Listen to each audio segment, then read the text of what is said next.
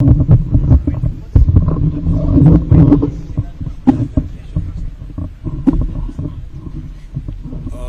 down, please. The Honorable Minister of Education and Sports, all the other ministers,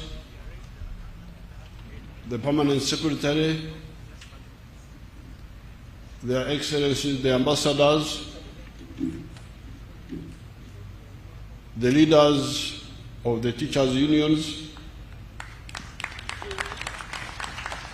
and all the teachers who are here today, and the children who are here.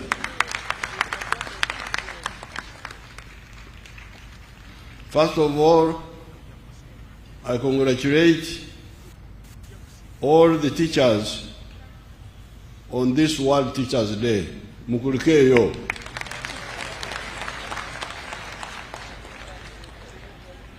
Secondly, I congratulate the 12 teachers who excelled and got prizes.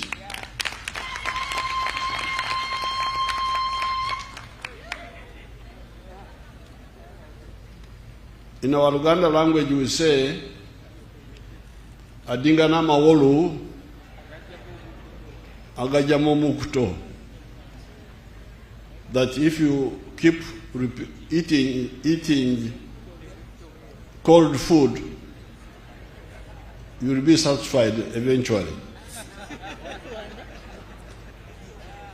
Therefore, I will use this occasion to repeat the message of the NRM on the issue of education. I always try to tell you that whatever one plans, you must plan it for the context in which it is. You other Ugandans, the Banyankore say,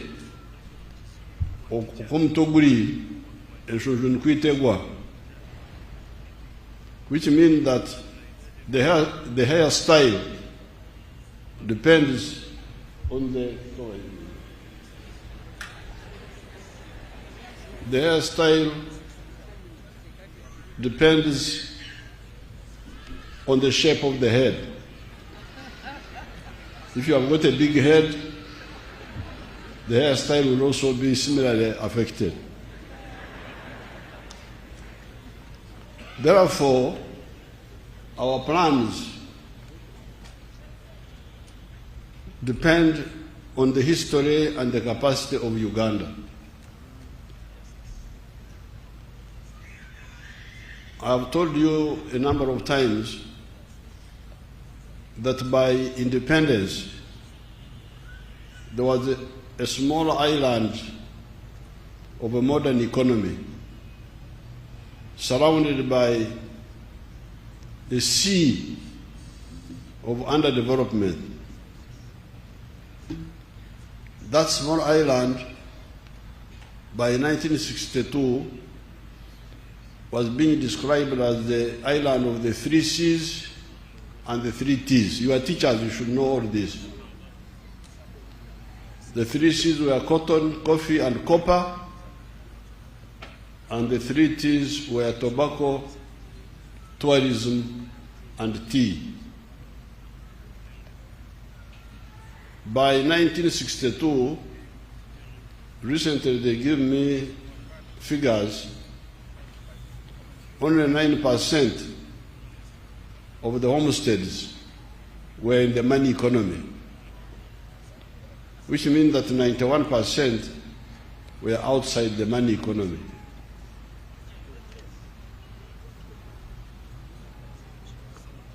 Now, in 1970-71, Idi Amin came in and destroyed the small island of the money economy.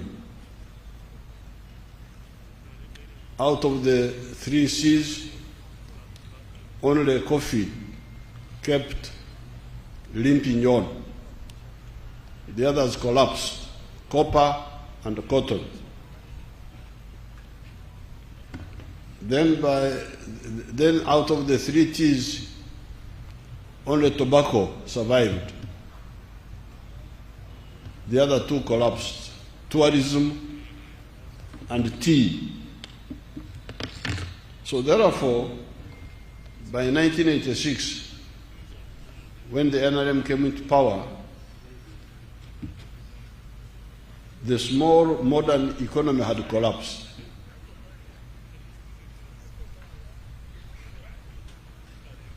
And we had now to deal with the challenges that presented. And we have handled it in phases. Phase 1 was what we called minimum economic recovery, which meant bring back the small island of the money economy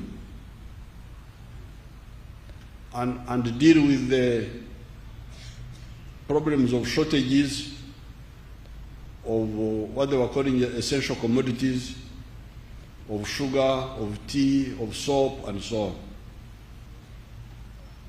And magendo,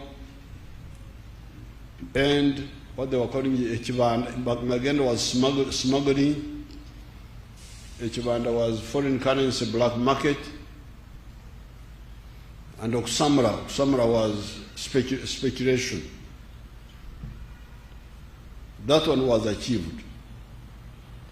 Phase 1, bring back the small island of the money economy. Secondly, expand it. And we have been seeing what has been happening. If you take coffee, we moved from 2 million bags. We are now at 9 million bags of coffee being exported. And the other production lines. Number 3, diversify the money economy. Don't only depend on the 3 C's and the 3 T's, add other products. That's how products like beef, like milk, like cocoa, like maize, like cassava, all those products which were not known to be cash products are now cash products. Diversification. Now, phase 4, add value. Because the other problem, the other time was also whatever was being produced was mainly being exported as raw material. And that one has the problem of making us get less money and exporting jobs. The shirt I'm putting on is 100% made in Uganda.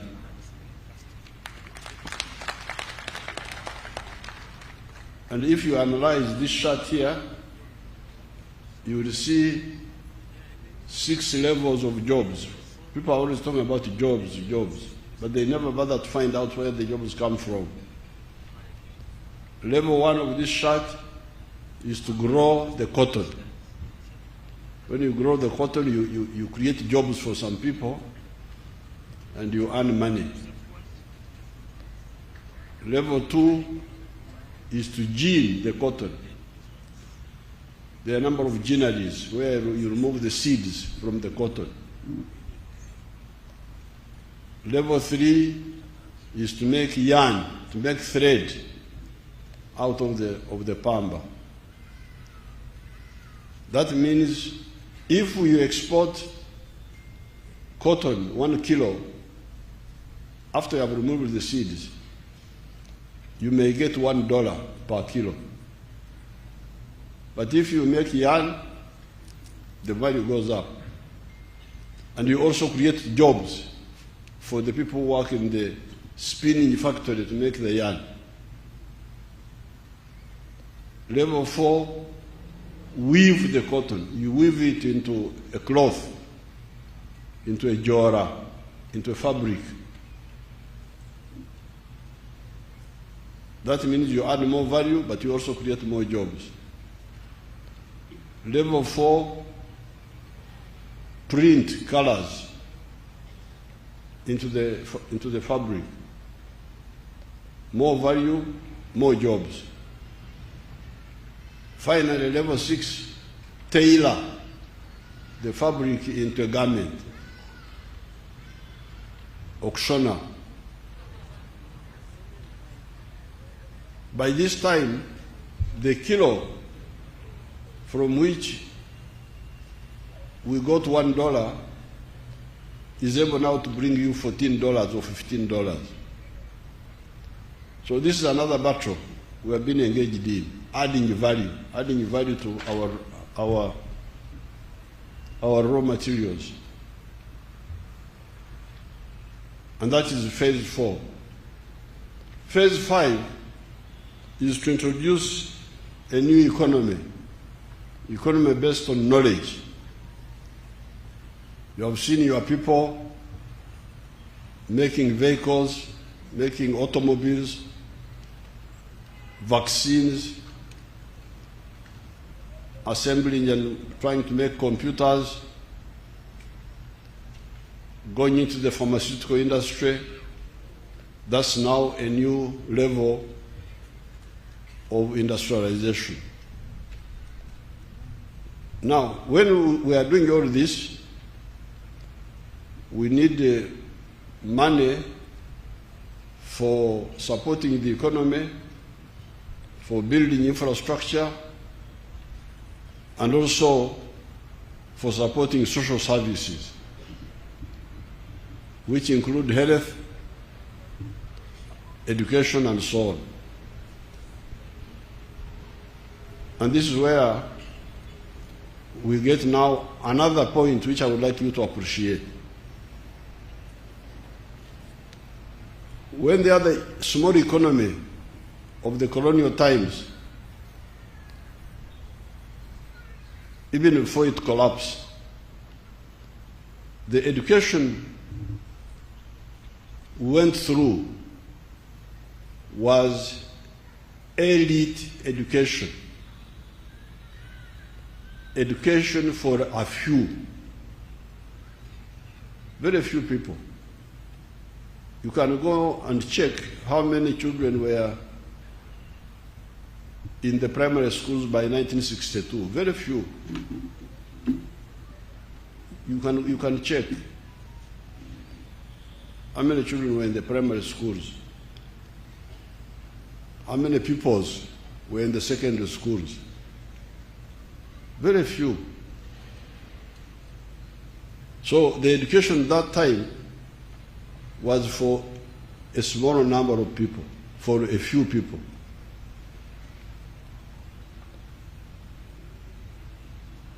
But when we came in, we could not accept the idea of elite education. We had to insist on the mass education. That's what the previous speakers were talking about, what Mama was talking about, and what Honorable Kaduchi was talking about. So you have got multiple tasks. First of all, you are trying to make the economy recover from collapse. Secondly, you are trying to make the economy, the other phases I've told you about, to expand and so on. At the same time, you have got this big task of not just dealing with a small number of learners, but dealing with the large number of learners. If we are dealing with a small group of learners, we would have few teachers to teach them. And they could be paid very well, the few teachers, to teach a few. But what would be the impact on the country? You have heard what Honorable Kaduchi told you, that because of the mass education, in spite of all the problems we have, the literacy rate has gone from 43% to 76% now. So now,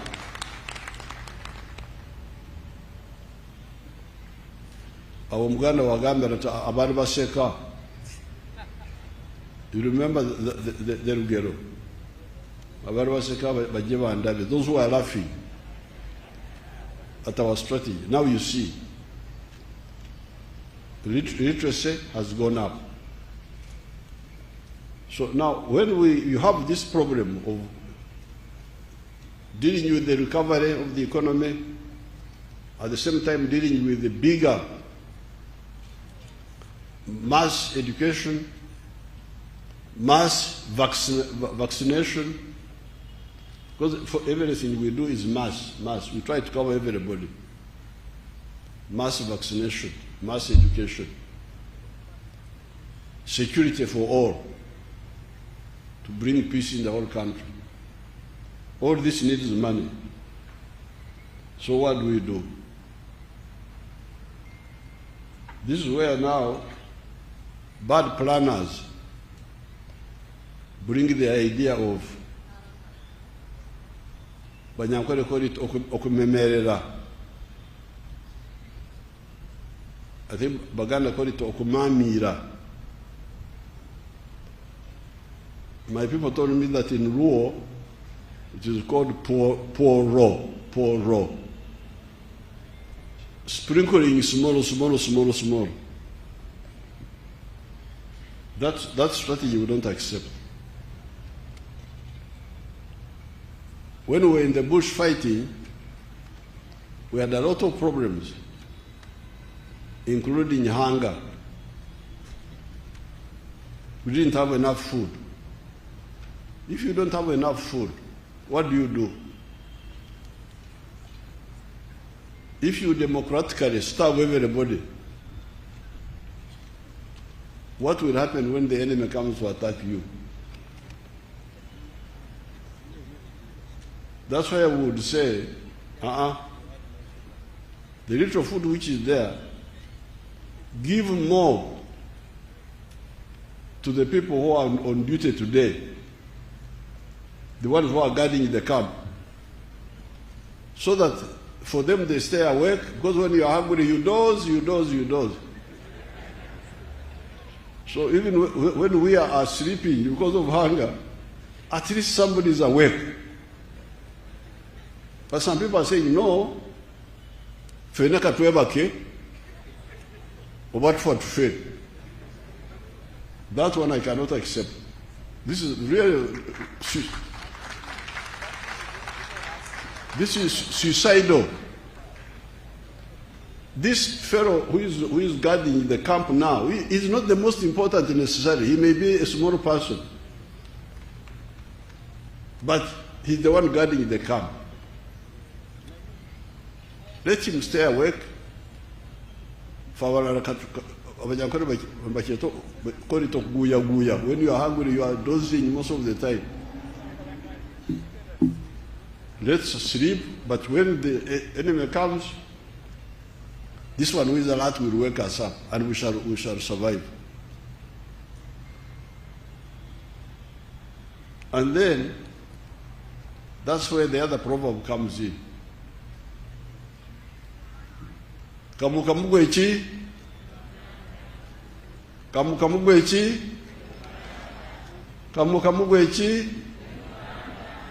akwate mpora korachi, bugubugusichi, byonna mubizeemu.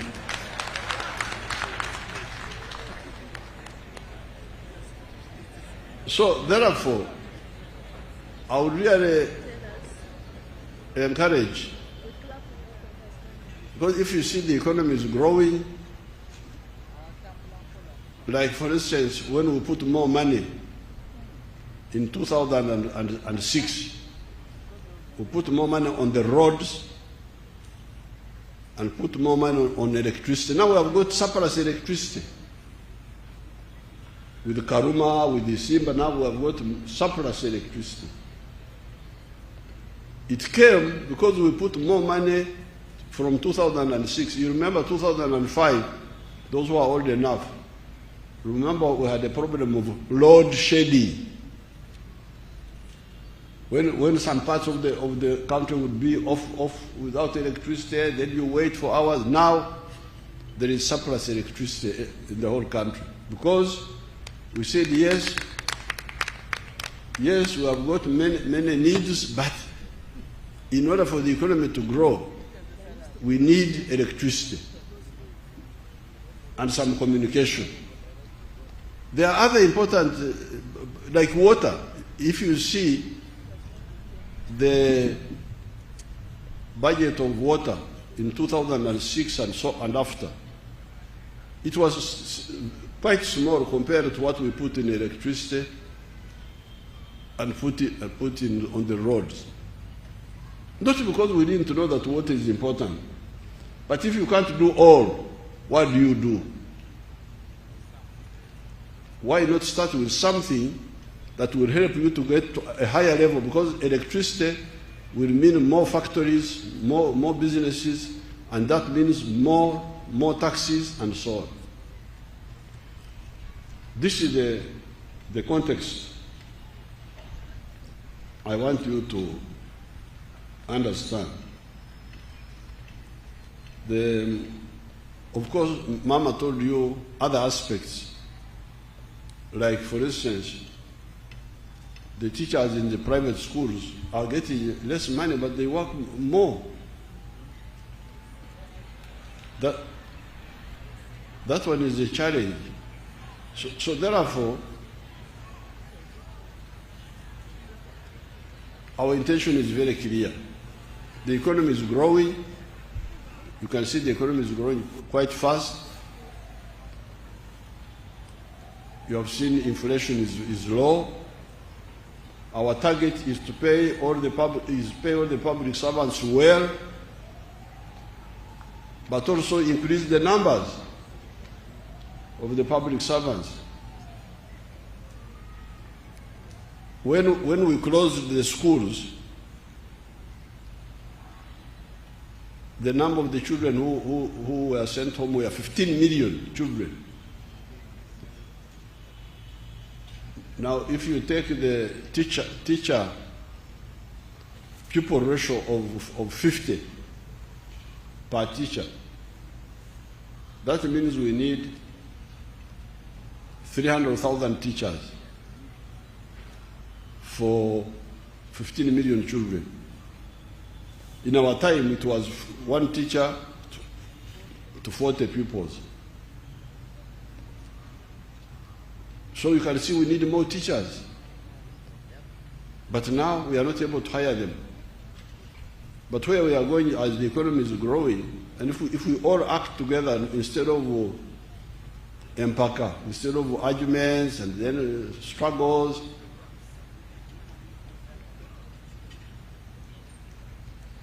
because when I put my foot down and I said we should start with the scientists, I'm a person of social science. I'm a literature man. I can quote for you Shakespeare here,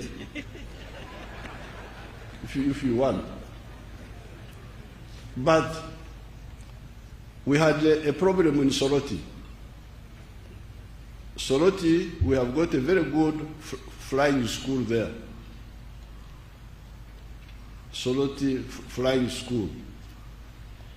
Now, some of our people are trying to bring this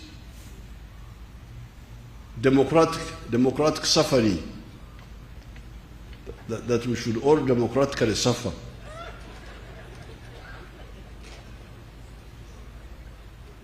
But in Soroti, you had the administrators,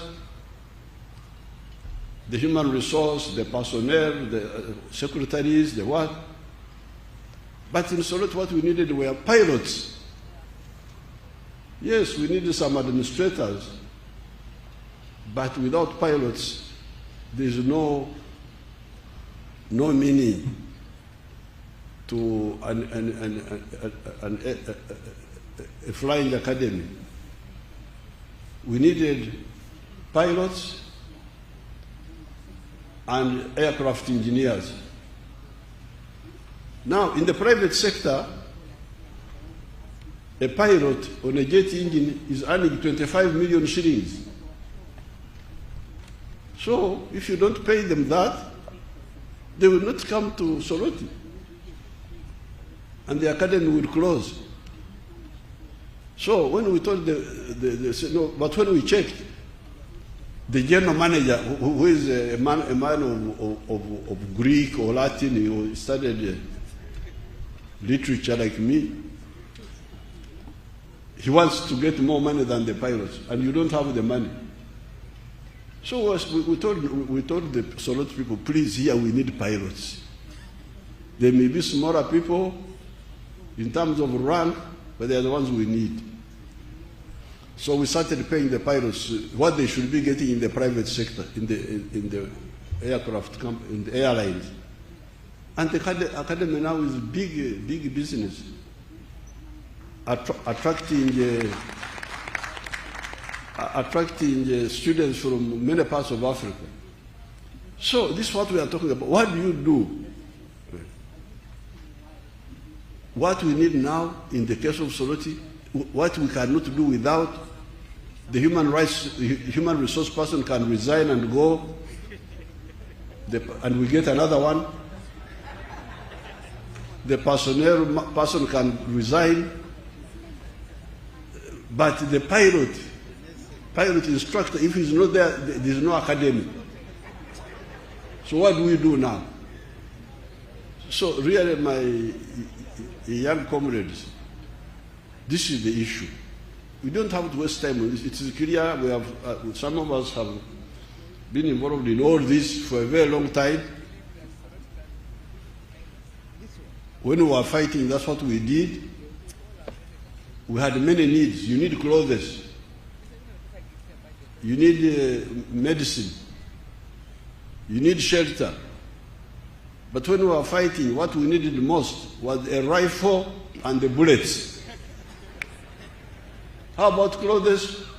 Don't worry. If you get them, put them on. If you don't, even a naked person can shoot you.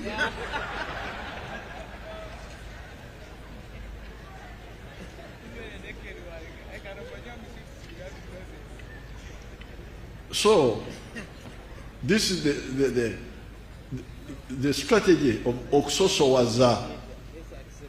Oksosowaza. To prioritize in order in the context of scarcity. So I thank you, the teachers. We shall examine the issue of the holiday for the Teachers' Day. Although we already have many holidays, because in Uganda Saturday is a holiday, Sunday is a holiday. The Muslims are saying that Friday should also be a holiday. So we shall end up being on holiday the whole week. Now, if you add all the other holidays, you go and total up the holidays in a year. Next time we meet at Teachers' Day, I will bring you the figures. How many out of the 365 days? How many holidays are there? And how many days of working? This one study, I will report back when to your people. I want to thank Ireland, the country of Ireland. They are very good friends. They always help. Sincerely, I thank them so much. And as Mama was saying, the Irish teachers are always doing a great job. Sister Kefas, is the one who educated our girls at Namagunga. Then you have got Dr. Dagan. Dr. Dagan was very active in Zambia. We really appreciate convey our thanks to the Irish people. They are good friends. And the ambassadors are also very active and friendly people. With these few words, I congratulate you again and I wish you good luck. Tumwela likirira mpola mpola yokorachi? Mpola mpola yokorachi? Akwate mpola yokorachi? Waro abatakiriza Katonda bayambi. Thank you very much. Thank you very much, Your Excellency. Your Excellency, we beg for your indulgence. There is a moment of signing a dummy check for the pledge you gave to the Teachers Circle, which you honored. And so this is the moment when the following group of people should come closer to His Excellency to witness the signing. May I call upon all the honorable ministers present to join that witness ceremony. Honorable Minister of State for Primary Education, Honorable Minister of State for Sports, Honorable Minister of State for People with Disabilities, Honorable Minister of State for Kampala. May I also request that the Permanent Secretary, Minister of Education, joins that team